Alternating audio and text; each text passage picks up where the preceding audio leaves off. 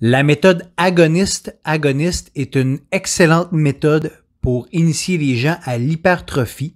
Donc, c'est une méthode qui va nous permettre de prolonger l'état de fatigue en accentuant le stimuli en fait et le stress imposé sur un même groupe musculaire. Donc, comme son nom le dit, la méthode agoniste, c'est une combinaison en superset de deux exercices qui vont venir cibler le même groupe musculaire.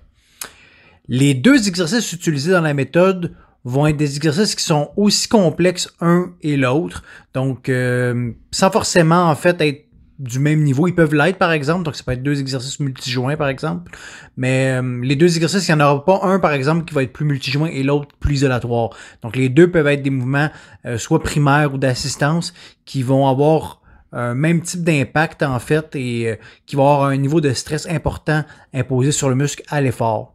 Donc au niveau du fonctionnement, vous effectuez le premier exercice en fonction d'un nombre de répétitions X et on va essayer d'aller atteindre l'échec musculaire sur l'exercice, donc le maximum qu'on est capable. On va avoir une pause qui est assez significative ensuite pour avoir une bonne récupération, pour être en mesure de pousser l'échec musculaire sur le deuxième exercice encore une fois.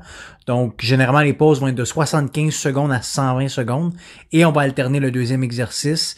Encore une fois, on va essayer de se rendre à l'échec musculaire, donc de pousser le plus lourd possible.